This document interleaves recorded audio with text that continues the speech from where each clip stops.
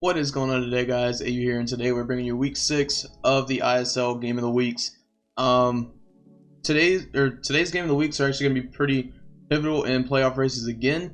They are inter-division, which means people from Johto Division are facing people from Johto Division, people from Sinnoh are facing people from Sinnoh, vice versa, just like in Veterans. Today, I'm starting out with beginners again. Veterans, there's a timestamp below. If you want to just skip right to your battle or your game of the week, if you're not the one that actually has the game of the week, then you can skip there.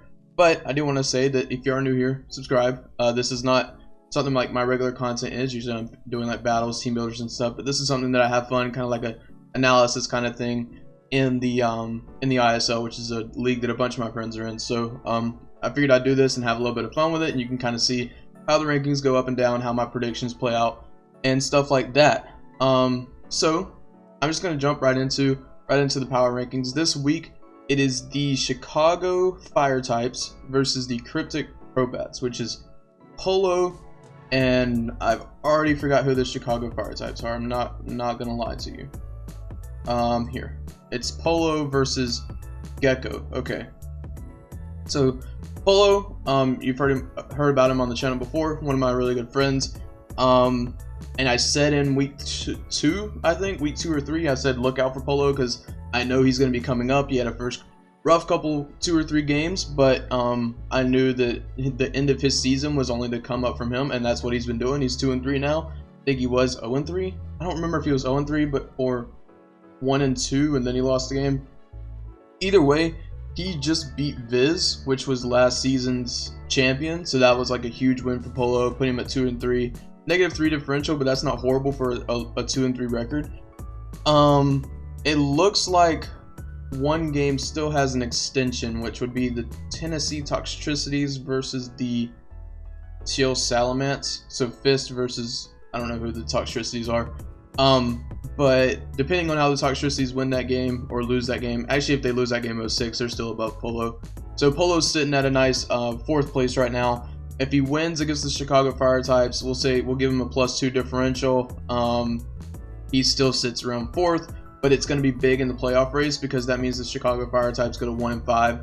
And I think this is a 8-week season, if I'm not mistaken. This is, or is this 11? It's 10. Oh, I was just all wrong. It's a 10-week season, so 5 or 6 wins, probably 6 and 4 is going to get you into playoffs. So 1-5, you can come out 5-5 with a plus differential. You might be good, but I think it's probably going to be 6 and 4 that's going to get you into playoffs. So if the Chicago Fire types lose this week, it could be really detrimental to their playoff race. They would definitely have to win out every single one of their next games and just have a super high differential out of every single one of those next games to have the chance at playoffs. So it's more pivotal for the Fire types than it is for Polo, more pivotal for Gecko than it is for Polo. But we're going to jump right into the team matchup, which I do talk about during these. And again, this is the first time I'm looking at this. I will say, I think the Fire types have a pretty cool team. I accidentally put Sandshrew Alolan on this and not Sand Slash. So let me change that real quick into Sand Slash Alolan. They have a cool hyper offensive hill team. They can set Aurora Veil with 9 tails, set the hill for Ice-Q and for the Sand Slash Alolan, the Alolan Sand Slash there. Ice-Q on the team, it's better in doubles because you can always redo your Ice Face without having to take Ice-Q out of the battle. But in singles, you're gonna have to give like Ice-Q the move Hill to be able to redo its Ice Face. Because if you switch Alolan 9 tails in, then Ice-Q just always comes back out with its Ice Face intact. I think that's how it works. Actually, I'm not entirely sure, but I'm pretty sure that's how it works. But it's still a pretty cool team. Terrakion behind screens, Mega Venusaur behind screens, Duraludon behind screens. Typhlosion it's kind of I don't know about Typhlosion on the team. I'm assuming they just got it for a Flash Fire because they do have a ton of fire weaknesses. They've got 9 tails, they've got Ice-Q, they've got Alolan Sand Slash. Duraludon is neutral from it. Raikou's neutral from it. But Venusaur has Thick Fat. The Araquanid has Water Bubble, and then they've got the Flash Fire Typhlosion, so they're kind of covering that fire weakness pretty well, which is going to make it hard for Talonflame to be able to get a lot of fire attack moves off onto this team. The only problem is the things that resist the fire type moves are hit by Brave Bird. So like Venusaur can come in on a Flare Blitz or on a Flame Charge or something like that, but then it just gets Brave Birded. Same with Terrakion, it just gets Brave Birded. The Araquanid gets Brave Birded. The what was the other one? Oh, the Typhlosion is going to take a lot of damage from Brave Bird. So that's something you definitely want to look out for if you are the Fire Flowers. Another thing is, if we just take a look here, 5 ground type weaknesses is not great, and then you add the steel type weaknesses in with that, which is 3. Excadrill is gonna run through a lot of this team. You're gonna want like Liquidation, maybe Liquidation, Ice Face, Ice Cube, because Iron Head hits Ninetales, Earthquake hits Terrakion, it's gonna do a ton of damage to Komala. Iron Head is gonna hit Ice Cube. Also, another thing, Mold Breaker Excadrill just ignores Ice Face altogether, so it's like that might not even be a great bring. Earthquake hits Sandslash, Earthquake hits Duraludon, Typhlosion, and Raikou. So like Excadrill just runs through this team. He could do some, I don't know if anything he has can run like Baton Pass and pass an attack stat to a Scarfed Excadrill, but it's definitely scary, especially if you bring Sand, because Excadrill and Sand at +2 is gonna run through this team. Honestly, it's gonna run through this team. The only good part about it is that you can actually change their weather. A thing for both teams I could see is neither one of them actually bringing weather, because against weather teams it's always hard to make your weather the dominant weather throughout the whole match. So sometimes just not bringing weather at all versus another weather team and letting them do their thing with weather while you're countering it is a good way to attack weather versus weather drafts, in my opinion. Another thing is you're gonna want to watch out for Dracovish. Dracovish can't run that wild because of Venusaur and because of Araquanid. So like once he gets chip on those two things though, Scarf Dracovish just runs through the team. You might even want to Scarf Ninetales and go for like a Moonblast or a Freeze Dry, Scarf Freeze Dry for the Dracovish. You're gonna need some kind of Dracovish counter, probably Water Absorb Araquanid, I would think, even over Water Bubble. But I mean that's something you're gonna have to do in prep. Outside of that, Mega Gardevoir looks really good against this team. The Sandslash is going to hit it, and the Duraludon is going to hit it. But outside of that, it hits Venusaur, it hits Terrakion, it can Mystical Fire the Ninetales, it can deal a lot of damage to Araquanid. Even though Araquanid has a lot of special defense, AV Araquanid could even be a good bring here. But it's going to hit Komala, it's going to go through Ice Face, it can Mystical Fire the Sandslash, it can Moonblast the Crook. It does neutral damage to Duraludon, and Duraludon's special defense is just straight trash. Psychic's going to do a lot of damage to the Typhlosion, and anything's going to do a lot of damage to Raikou. So like Mega Gardevoir also has the potential to just put a ton of holes in this team, which is going to be a real problem. Same thing with Nihilego. Nihilego last week got a 6-0 sweep. Maybe it was 5-0. I don't remember. It was 5-0 or 6-0. But once it gets that first kill, it's definitely a force to be reckoned with. It can go for a poison move on the Ninetales, rock move on pretty much anything. I don't know if you have any rock type resistances outside of Terrakion. I don't think you do. So like Power Gem from Nihilego is just gonna do a ton. I'm trying to look at anything on the Fire Flowers that's gonna give Polo a hard time. Obviously, Intimidate Crocodile I think is a must bring. It's gonna hurt because Polo's team is super offensive on the physical side with Excadrill, Gigalith, Talonflame, Stoutland, Absol, Chestnut, Dracovish. All those Pokemon are physical. So I think maybe having Intimidate Crook is probably a must bring. The way that you put holes in his team is probably with like a bulky Venusaur. I would think Leech Seed Synthesis, Giga Drain, and Sludge Bomb. Maybe something like that. I don't know if Polo brings Chestnut. He doesn't seem to be a real fan of Chestnut. I don't think Chestnut does super great against his team outside of Crocodile.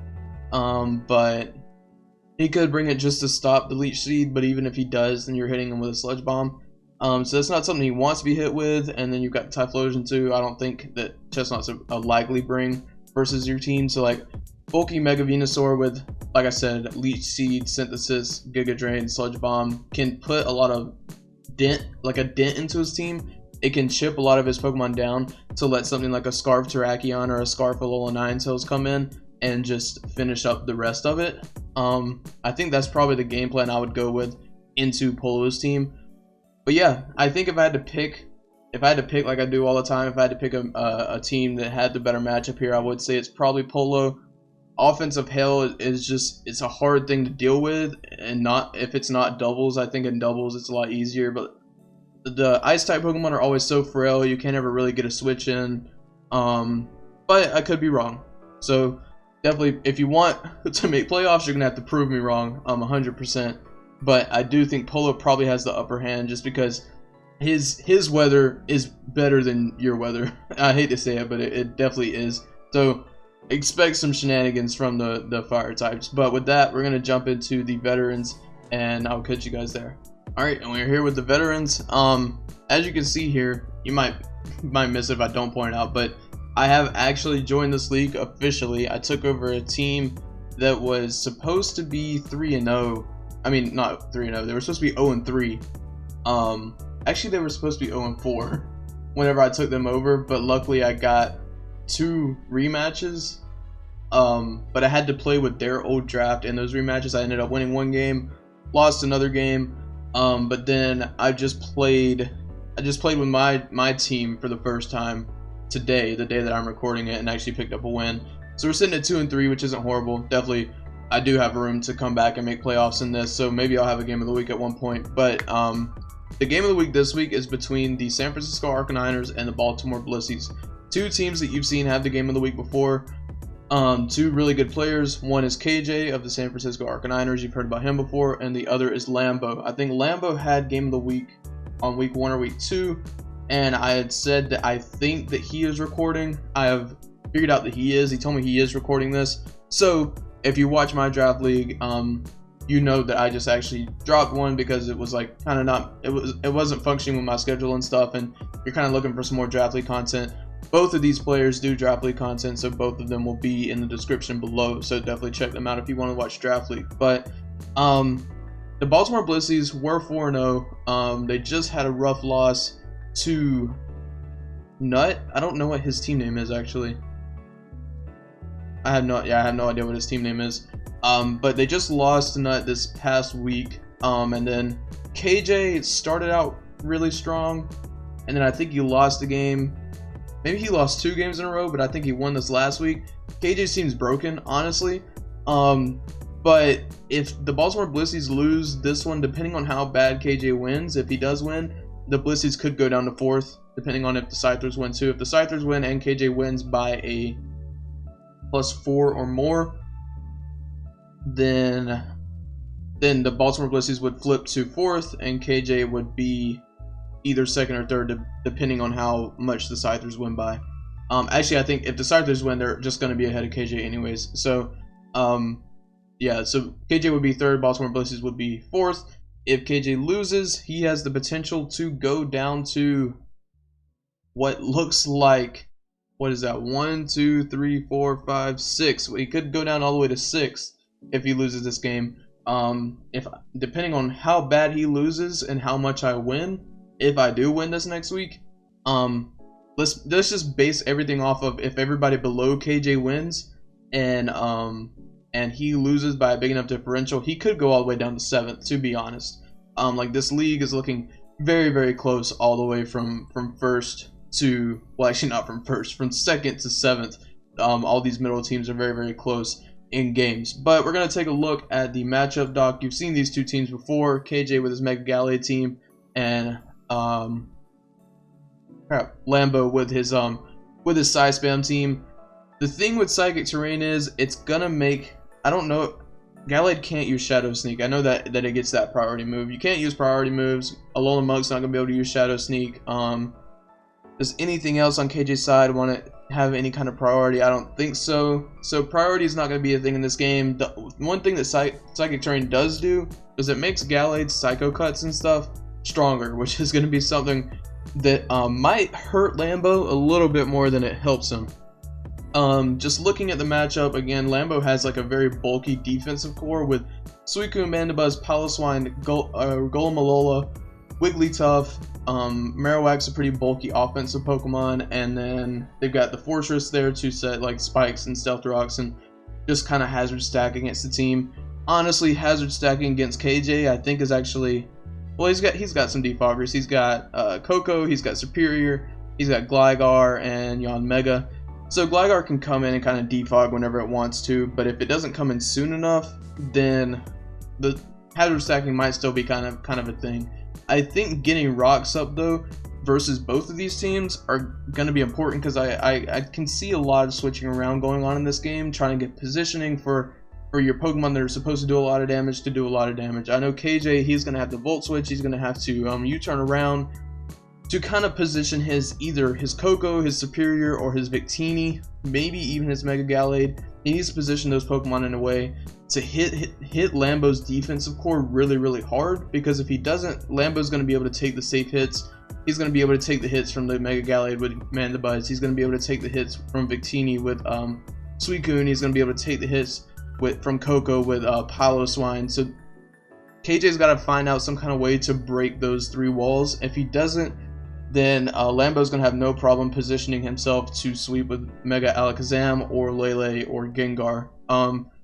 The thing is, I think if you get rid of those three early, KJ probably takes this game. I think if Lambo gets rid of things like Gligar and Muck early and takes away some of KJ's positioning tools, then Lambo's going to win. I know Lambo's a super good player. He's the one that won last season. He came in as a replacement coach, ended up, I think, going undefeated that whole season, won that game, and then started out this season 4-0 before his first loss. So he's a super good player. KJ's also a super good player. The thing about this is both of these players have to not get in their own head. I've seen both of them now kind of get in their own head, and if something's not going their way, they can kind of start beating themselves up on it. And as long as they both keep their head straight, this is going to be a really good game. Whoever gets in the other person's head first might just take it. I think that's probably the thing. You need to be pretty mentally strong in this matchup to take it home. If you're looking at the type weaknesses here, obviously it sounds kind of weird, but I think Piloswine can actually put some holes in the team just from being bulky. It's going to be able to sit on the field and deal damage to stuff, and KJ's recovery isn't super great. I wish Kangaskhan could come. I wish Vaporeon with Baton Pass could come to kind of heal up those things, which I think probably is more important than what it seems, because with Lambo's team of Suicune, Mandibuzz, and Piloswine being as bulky as it is, I think KJ needs some kind of wish support to keep up with that, because if you're not keeping up with it, then he's just going to outbulk the team, and he's just going to basically force your HP down until he can come in with Alakazam and win. Superior, obviously Superior can go off on any team. If you let Superior get a couple of Leaf Storm boost, then it kind of just wins. You're probably going to see a Scarf Gengar come in on Superior, but if it's behind a sub, it's going to eat either a Leaf Storm or a Dragon Pulse, and if it's like a +4 Dragon Pulse, then obviously Gengar's going down to it. It can hit, basically with Leaf Storm and with Dragon Pulse, it can hit the whole team. It's crazy because, yeah, Lambo actually does not have a dragon, which is kind of crazy, but he's been doing well without one. His size spam is definitely something to look out for. He's usually a bulky offensive player from what I've heard and what I've seen. I know I was kind of joking around with KJ, and Lambo's actually one of the people that I watched replays of whenever I was trying to find out what my playstyle was, because I was kind of interested in how he was playing. So he definitely is more of a bulky U-turn, Volt turn offensive player. He said he wanted to try out size spam. So it's going to be an interesting game. Like I said, I think KJ probably has to bring Wish on something to keep up with the defense of Lambo. Lambo's got to position himself in a way to chip down the Coco, chip down the Superior, and chip down the Victini and the Gallade, so that those things can't deal a bunch of damage to his team. If he doesn't make the right switches, if he doesn't make the right reads, and KJ does make the right reads, then KJ puts holes in his defensive Pokemon and he's able to clean it up with stuff like Coco or Gallade or whoever it is. But if KJ can't keep up with the defense on Lambo's side, Lambo's definitely going to take the game. So I think in this in this matchup, I want to say KJ has the better matchup just because I like his team a lot better. I think KJ's team is a lot more balanced and a lot more adaptive. I don't know if you can call a team that. I feel like KJ, if he needs to adapt with his team, he can.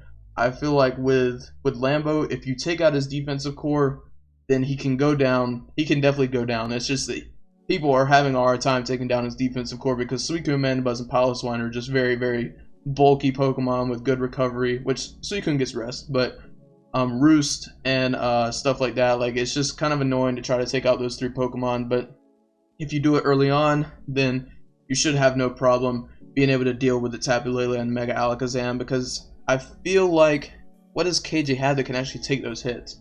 Alolan Mutt can take those hits. Honestly, it doesn't want to. Actually, everything that Alakazam and Lele can do, Mutt takes from neutral or is immune to it. So AV Alolan Mutt might be coming.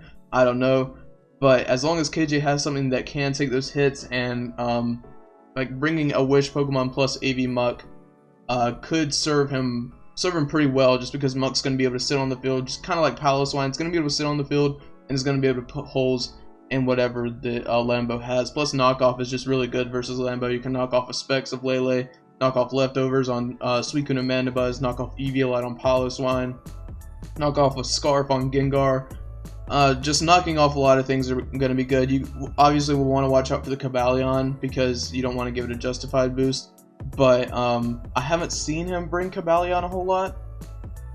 Actually, I don't know if he's brought it at all. Maybe I just missed it. But it's definitely a battle of breaking Lambo's defense and then abusing your own defense of beating his offense. For Lambo, it's breaking KJ's offense and then using your defense to beat his defense, because Lambo's defense is better than KJ's defense, but I think KJ's offense is better than Lambo's offense. So it's a pretty neutral game, honestly. So I think it's going to be interesting to watch. And yeah, that's all I've got. So with that, guys, that's probably where I'm going to leave you. So if you like what you saw, like, comment, subscribe, and I'll catch you guys in the next one. See ya.